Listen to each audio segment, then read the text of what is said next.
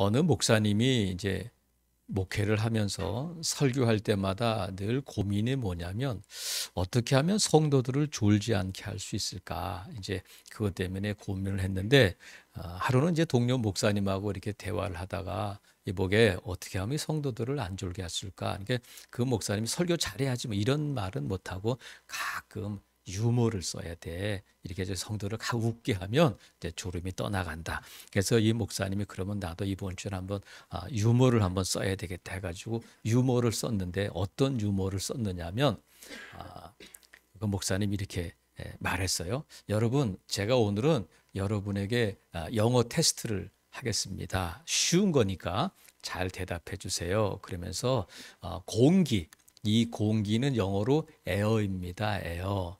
그리고 나무는 추리입니다. 추리. 크리스마스 추리 아시죠? 그러면 제가 문제 나갑니다. 그러면 물은 영어로 뭘까요? 그랬어요. 그러니까 여러분 물 아셔 모르셔?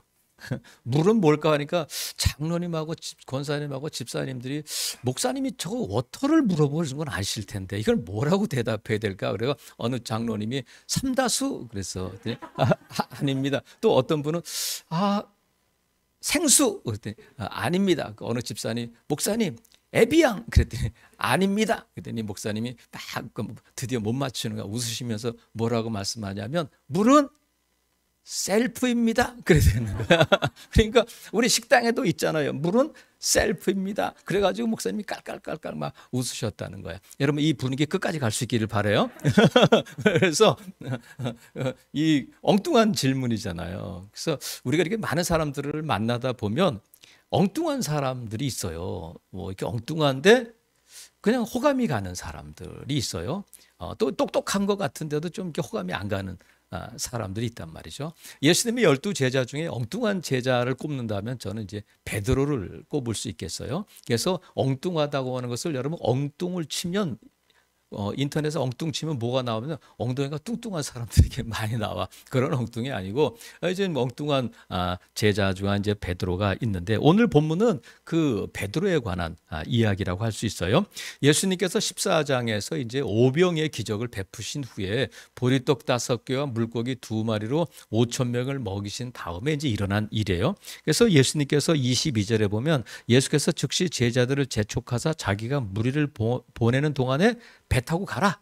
건너편으로 빨리 가. 이렇게 하시고 예수님은 어디로 가셨냐면 산에 기도하러 가셨단 말이죠. 그래서 제자들끼리 예수님은 산에서 기도하시고 제자들끼리 배를 타고 가는데 이 배, 이 갈릴리 바다는 제자들이 잘 알고 있는 바다고 또 배를 뭐 한두 번 탄 것도 아니고 근데 배를 타고 가다가 자꾸 바람 일고 이렇게 출렁거리니까 배가 앞으로 안 나가고 그냥 고생을 하고 있는 거예요. 근데 얼마나 갔느냐면 수리나 갔다. 수리가 뭐냐면 한 4, 5km 정도 되는 거리를 표현하는 거예요. 그리고 때가 언제냐면 밤 사경이었다. 밤 사경이 언제냐면 새벽 4시부터 6시 사이. 그러니까 가장 어두운 때에 이 예수님 계신 곳으로부터 한 4, 5km 정도 떨어졌고 새벽 4시, 5시 그 무렵에 제자들이 그냥 계속 몇 시간 동안 노를 젓고 가는데도 불구하고 배가 목적지에 못 가고 있을 때에 야 이거 왜 이러냐 막 우리가 지쳐 있을 때에 저쪽에서 하얀 물체가 어른어른 거리는 거예요. 근데 점점 그 물체가 움직이고 가까이 올 때 보니까 하얀 이 물체가 깜깜한 밤중에 자기들에게 오는 것을 보고 제자들이 뭐라고 했지? 유령이다! 그러고 막 무서워서 떨었다. 거야. 이런 배가 흔들리고 막 몇 시간 동안 고생하고 했는데도 지금 목적지에 못 가고 있는 제자들에게 지금 유령이 나타났다는 것은 뭐냐면 제자들이 이젠 정말 죽었구나. 이런 외침이란 말이죠. 유령이다 그랬는데 이때에 베드로가 엉뚱한 제안을 하는 거예요. 뭐라고 말하냐면 주님이시라면 저를 오라고 해주세요. 그러면 이 나머지 11명의 제자들이 들을 때에 야 미쳤냐? 내 귀가 정말 제대로 한 말이야? 이럴 수 있잖아요. 갑자기 자기들은 몇 시간 동안 지금 배를 이렇게 막 어떻게 해보려고 하고 안 되고 있는데 저쪽에서 유령이 다가오고 있는데 베드로가 아니야 나니까 두려워하지 마 하는 말씀을 듣고는 만일 주님이시라면 나를 오라고 해주세요. 그랬더니 예수님이 오라 이렇게 말씀하신단 말이죠. 이 엉뚱한 제안이잖아요. 그죠? 근데 여러분 보세요. 성경에 복음서든 사도행전이든 12 제자의 이름이 나올 때에 제일 먼저 나오는 이름이 누구냐면 누구겠어요? 베드로가 늘 먼저 나와. 그래서 성경학자들이 왜 베드로가 먼저 나올까? 여러분 왜 먼저 베드로가 나오겠어요? 그래서 가장 많은 의견이 뭐냐면 12명의 제자 중에 베드로가 나이가 제일 많았을 거다. 이제 그렇게 보기도 해요. 그런데 우리가 알고 있는 것처럼 베드로는 성격이 급해요, 안 급해요? 어떻게 하셨어? 그래서 예수님이 질문만 하면 저요 이렇게 봉숭아학당처럼 그러는 베드로잖아요. 그리고 좀 과격하고 좀 우유부단한 사람이 베드로인데, 그러면 우리가 베드로 떠올릴 때에 지금 제가 말씀드린 그 이미지 말고 우리가 베드로를 떠올리고 베드로를 말할 때마다 간과해서는 안 되는 것들이 있어요. 그것이 뭐냐면 베드로가 그의 나이 때문에, 성격 때문에 이게 예루살렘교회 지도자가 된 것이 아니라는 거예요. 무엇 때문에 베드로가 제일 먼저 나오고 베드로가 예루살렘교회 지도자가 될 수 있었느냐면 늘 베드로는 예수님 곁에 있었다는 거예요. 예수님 곁에. 그래서 변화산에서도 베드로는 예수님 곁에 있었어요. 회당장 야이로의 딸을 살릴 때에도 베드로는 예수님 곁에 있었어요. 겟세마네 동산에서 예수님이 땀방울이 핏방울이 되도록 기도하실 때에도 베드로는 그 예수님 곁에 있었단 말이죠. 오늘 이 본문에 보면 베드로가 오라 하시는 말씀을 듣고 물 위를 걸어서 어디로 가요? 자, 어디로 가? 29절 보세요. 오라 하시니 베드로가 배에서 내려 물 위로 걸어서 누구에게 간다고요? 예수님께로 가고 있는 거예요. 예수님께로 더 가까이, 예수님께로 더 가까이 가고 있는데, 이게 예수님이 계신 자리가 어디냐면 은혜의 자리야. 예수님이 계신 곳이. 그러니까 우리가 산천이나 저 초막이나 궁궐이나 우리 주님 모신 곳이 하늘나라인 줄로 믿습니다. 그러니까 지금 이 베드로가 물 위를 걸어서 풍랑이 일고 막 바람이 일고 깜깜한 밤중 새벽이지만 누구를 향해서 가고 있냐면 예수님을 향해서 가고 있는데, 예수님이 계신 자리는 풍랑이 일어도 예수님이 계시면 그곳이 은혜의 자리인 줄로 믿습니다. 아무리 우리가 편안하고 아무리 많은 것을 누려도 예수님이 계시지 않으면 그곳은 천국일 수 없어요. 그래서 이 베드로는 예수님이 계신 곳으로, 은혜의 자리로, 더 깊은 은혜의 자리로 나가고 있단 말이죠. 그래서 이 은혜의 깊이, 우리가 지난주에 살펴본 것처럼 발목 가지고는 안 되잖아요. 발목에서는 헤엄칠 수 없어요. 물이 무릎에 있는 데서도 헤엄칠 수 없어요. 허리쯤 와도도 안 돼. 물이 나를 확 잠길 수 있는 곳에 가야 헤엄을 칠 수 있는데, 지금 이 은혜의 깊이가 다 다른데, 은혜의 깊이는 무엇이라고 말할 수 있느냐면 예수님과의 거리에 반비례한다. 자, 뇌를 좀 쓰시기를 바라요. 한번 따라해 보겠습니다. 은혜의 깊이는 예수님과의 거리에 반비례한다. 그러니까 예수님께 가까이 다가가면 갈수록 은혜의 깊이가 깊어진다고, 얕아진다고요? 깊어지는 거야. 예수님께 가까이 갈수록 은혜의 깊이는 더 깊어지는 거야. 그러니까 예수님께 멀어지면 은혜의 깊이는 낮아진단 말이죠. 그래서 이 베드로가 제자들과 함께 있다가 물 위로 오면서 제자들이 둘로 딱 나눠지는 거예요. 어떻게 나눠지냐면 배 안에 있는 제자들과 배 밖에 있는 베드로와 둘로 딱 나눠지는 거예요.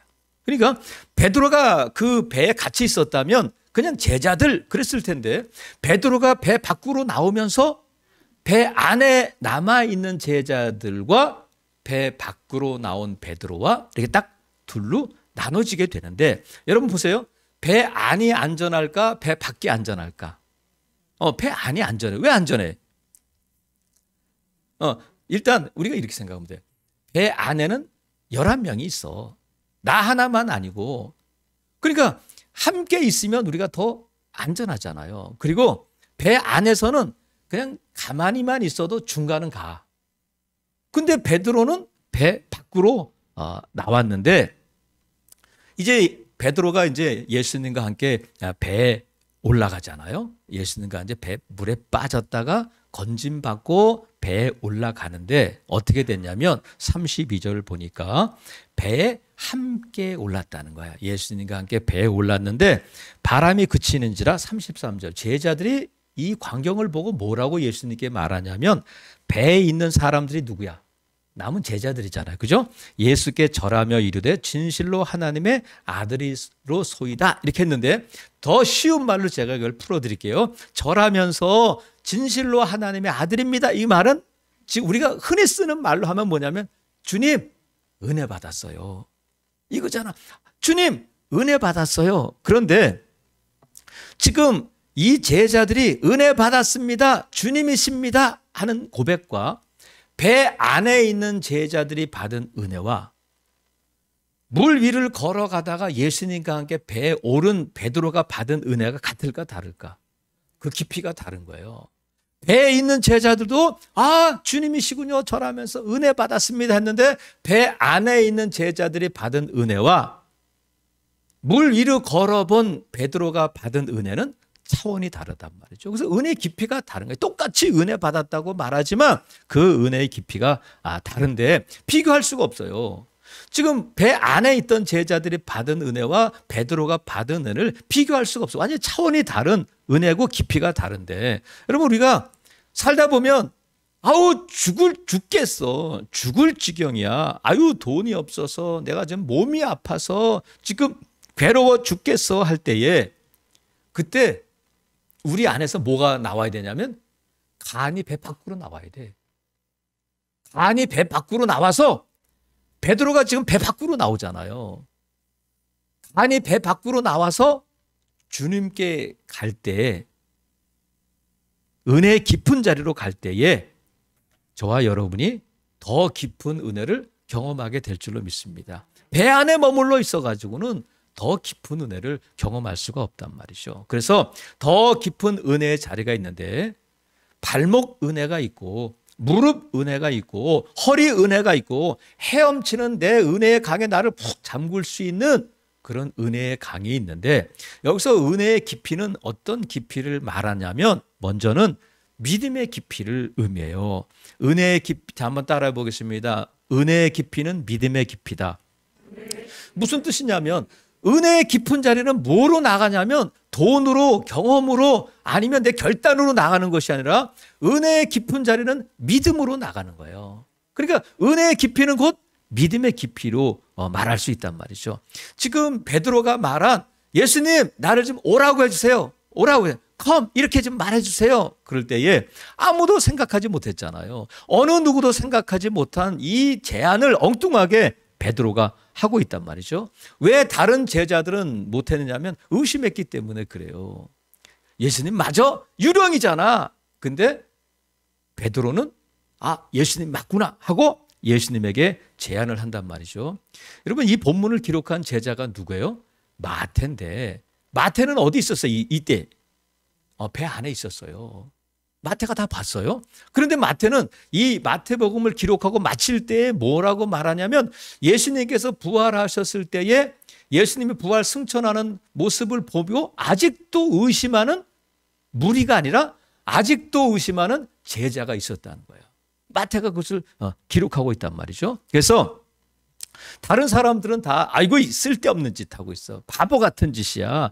아이고 그 상식적으로 이렇게 되게 논리적으로 생각해봐. 너 무식해서 그래. 너 몰라서 그래. 이렇게 말할 때에 베드로는 뭘 말하냐면 자 28절 보세요.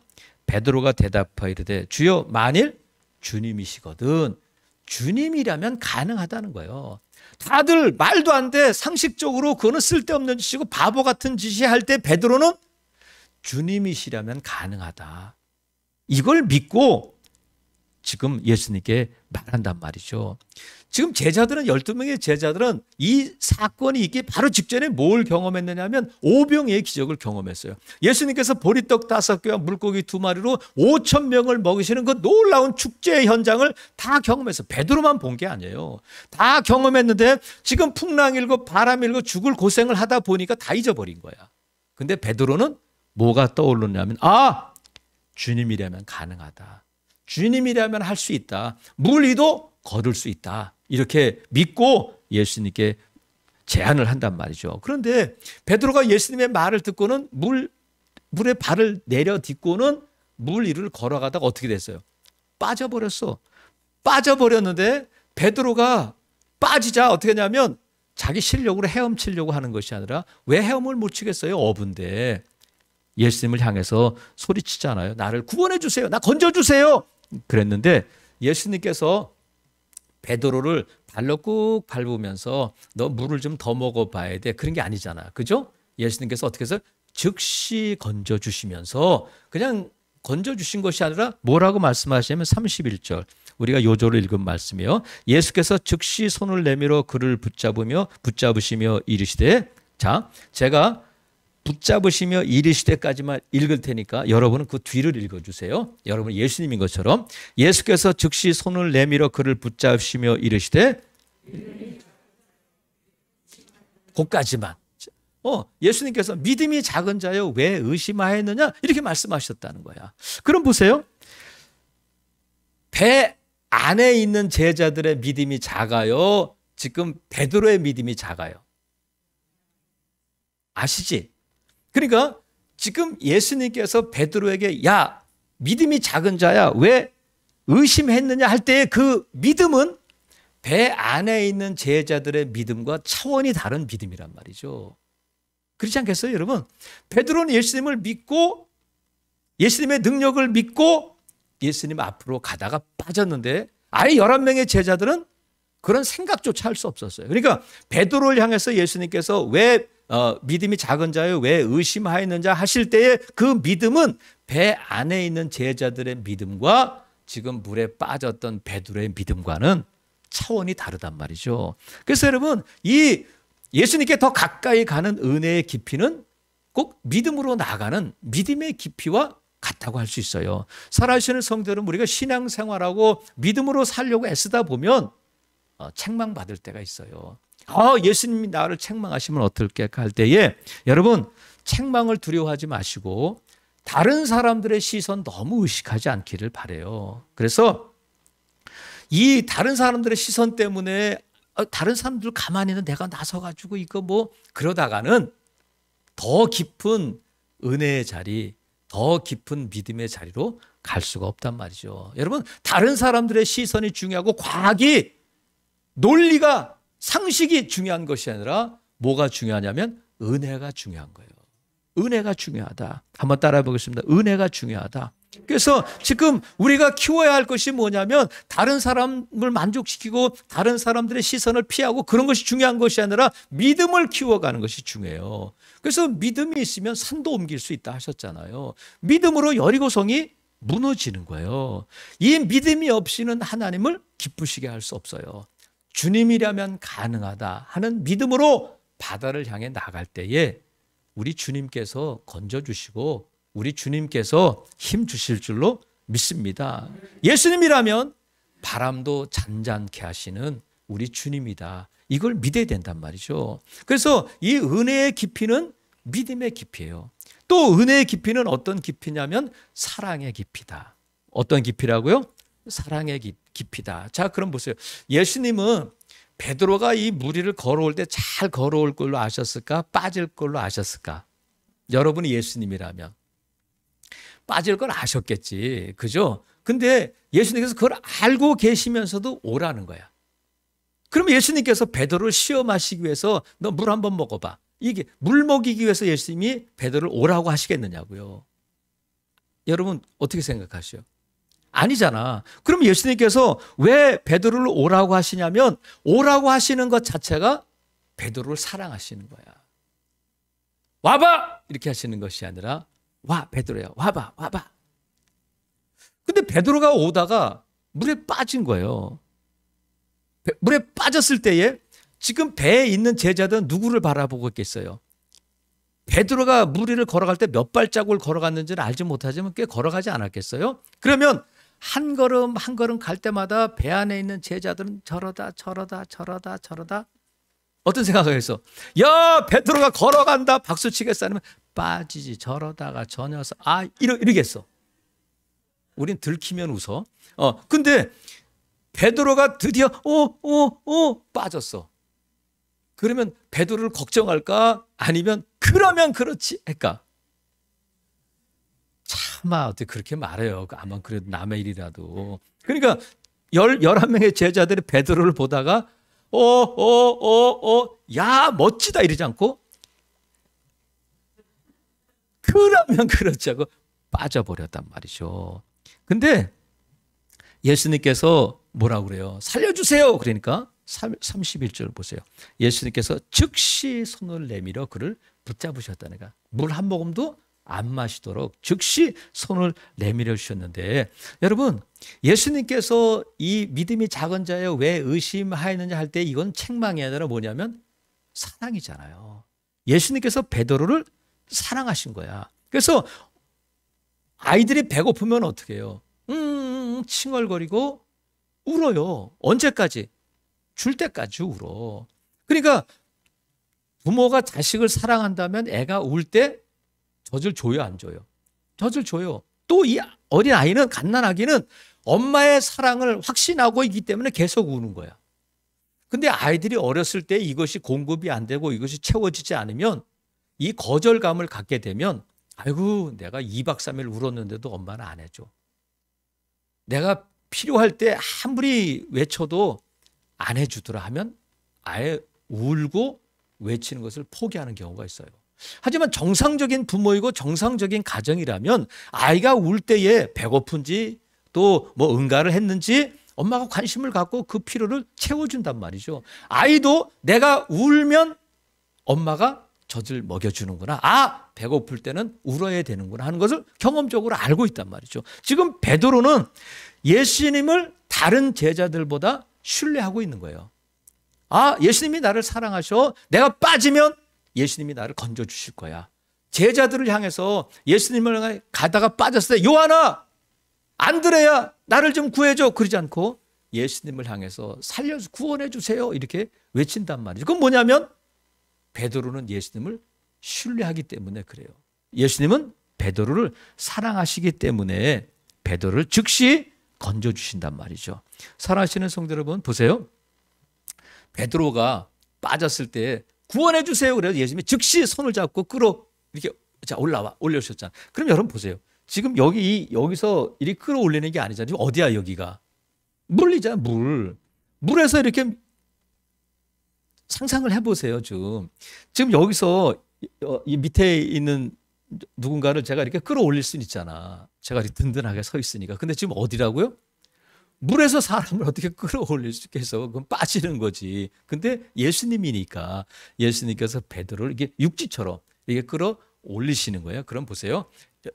여러분이 베드로야, 제가 예수님이야. 빠진 여러분을 제가 이렇게 끌어올릴 때 베드로가 죽을 뻔했네. 그랬을까? 여러분 예수님께서 물을 이렇게 딱 살려주세요 해가지고 예수님께서 딱 끌어올리셨는데 베드로가 물 밖으로 훅 나오면서 죽을 뻔했네. 그랬을까? 아니면 아싸 그랬을까? 아싸 그랬다고 그랬어요. 자, 베드로가 물 밖으로 이게 예수님께서 손을 잡고 올릴 때 물 위를 걸은 것도 기적이지만 예수님께서 즉시, 그러니까 베드로는 어디에 온 거예요? 거의 예수님이 가까이 온 거예요. 즉시 손을 내밀어서 건져줄 수 있을 정도까지 온 거니까. 그러면 예수님께서 베드로를 즉시 건져 올릴 때 베드로의 마음이 어떻겠어요? 아, 역시 주님이야. 그러면 그렇지. 그랬지. 죽을 뻔했네. 이러진 않았을 거란 말이죠. 그리고 예수님께서 건져주시고 이 자식 빨리 와. 이렇게 하시는 것이 어떻게 하냐면 손을 잡고 같이 걸어가시는 거야. 그러면 손을 잡고 걸어가시다가 배도 함께 오르셨다는 거냐. 예수님이 먼저 올라가고 베드로가 뒤에 올라가고 함께 배에 올라오셨는데, 그럼 보세요. 껌껌하긴 하지만 이제 해가 좀 떠오르죠. 해가 떠오를 때 어떤지는 모르지만 베드로가 배에 올라올 때에 인상이 어땠을까 여러분? 1번 웃었다. 2번 찡그렸다. 3번 화냈다. 뭐가 있어? 베드로는 제가 생각할 때는 제자들에게 자랑하고 싶은 마음이 있었을 거 아니에요. 그러면 11명의 제자들은 베드로를 볼 때 어떻게 했어요? 부러워했겠지. 나도 한번 걸어볼 걸. 죽이 되든 밥이 되든 나도 한번 해볼 걸. 여러분이 제자라면 그런 마음이 안 들겠어요. 그래서 지금 제자들이 부러워하는데 이 제자들도 예수님의 사랑받는 제자들이잖아요. 하지만 베드로가 받은 사랑과 배 안에 있는 제자들이 받은 사랑은 다르단 말이죠. 그래서 이것은 뭐냐면 은혜의 깊이는 사랑의 깊이예요. 예수님께 더 가까이 다가갔던 베드로가 경험한 예수님의 사랑, 자기가 물속에 빠졌을 때 즉시 건져주시는 그 예수님의 사랑은 베드로만이 경험했어요. 베드로만이. 그래서 예수님께서 부활하셔서, 그래도 베드로가 예수님을 3번 부인했을 때 예수님께서는 베드로를 뭐라고 그러시지 않고 갈릴리 바다에서 찾아오셔서 고기 잡는 베드로를 부르셔서 물어보시잖아요. 베드로야, 내가 나를 사랑하느냐? 이렇게 3번 물어보셔요.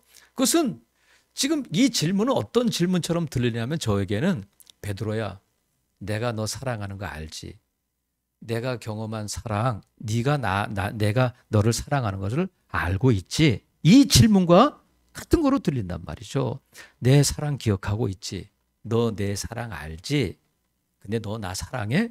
이렇게 물어보신단 말이죠. 그러니까 다른 제자들에게가 아니라 더 깊은 사랑을 경험한, 더 깊은 사랑의 의미를 아는 베드로에게 나 사랑하냐? 이렇게 물어보신단 말이죠. 사랑하시는 성도 여러분, 은혜의 깊이는 사랑의 깊이다.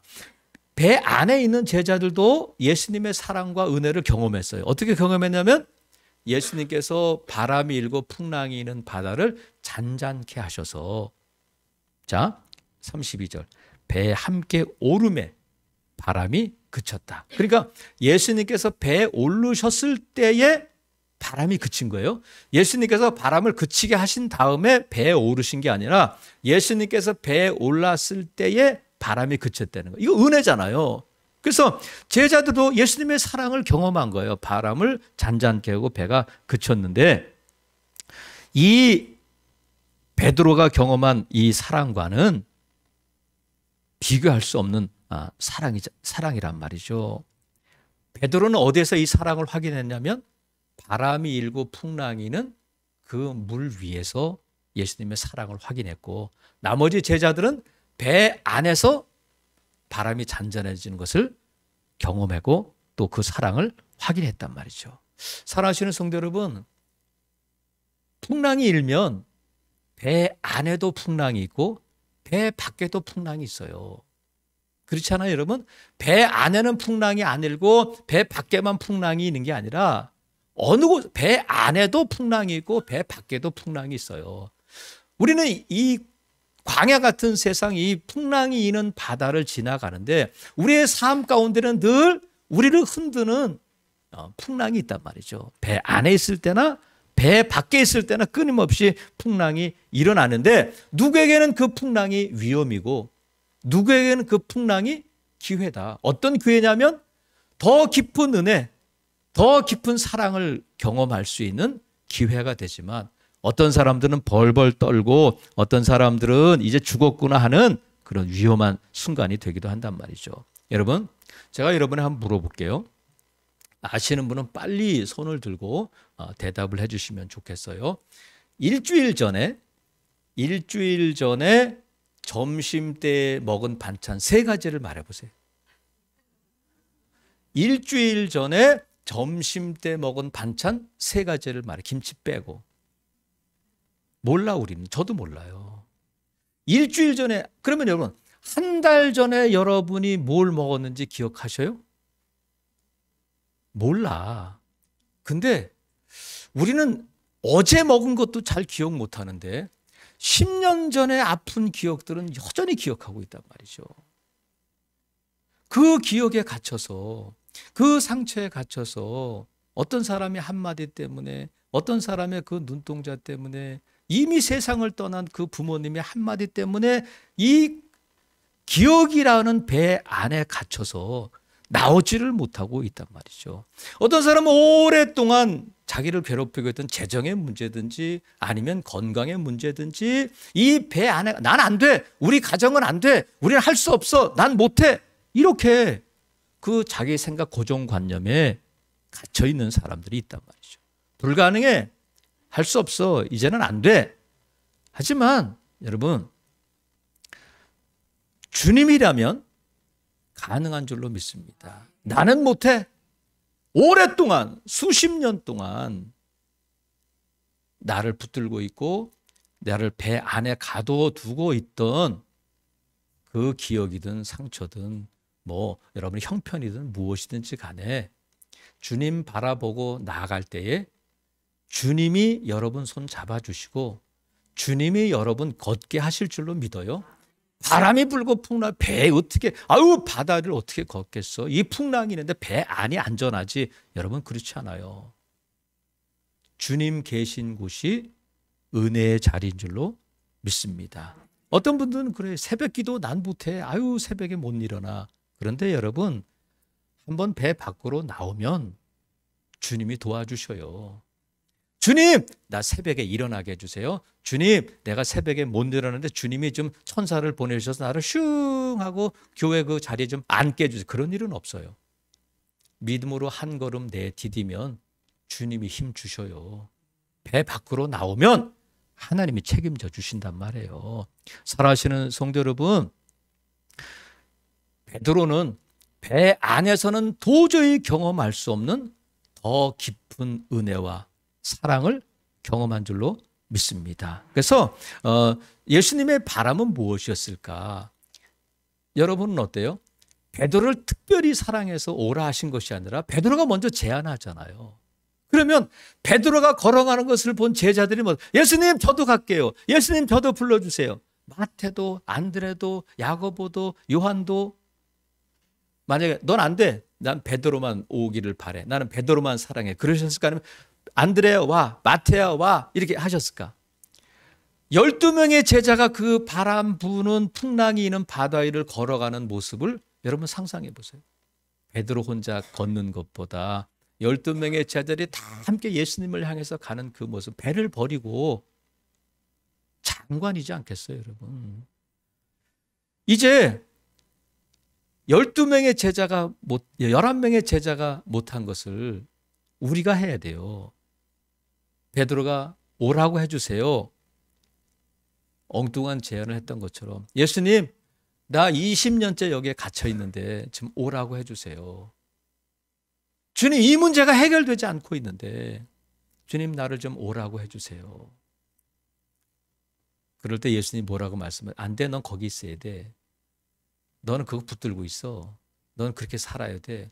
그러시는 주님일까? 아니면 와, 이제 그 배를 벗어나서 내게로 와라, 이렇게 말씀하실까?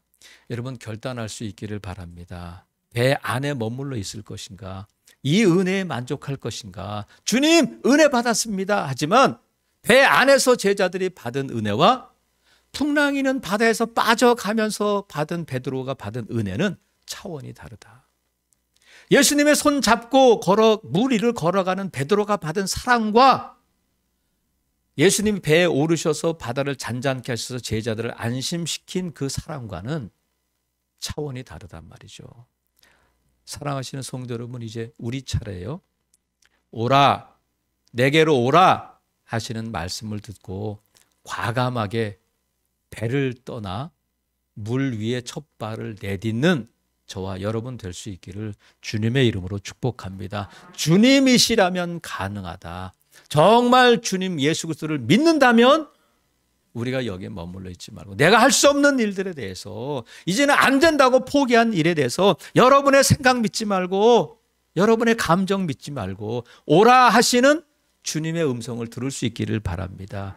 예수님께 가까이 갈 때에 그것이 더 깊은 은혜의 자리고 더 깊은 사랑의 자리인 줄로 믿습니다. 이제는 베드로의 일이 아니라, 이제는 남의 일이 아니라 우리 주님께서 이 아침에 오라, 내게로 오라 말씀하십니다. 여러분 주님께 믿음으로 첫 발을 내딛고 주님을 향해 나아감으로 우리 주님이 주시는 더 깊은 은혜와 더 깊은 사랑을 경험하는 복된 성도들 되시기를 주님의 이름으로 축복합니다. 아멘.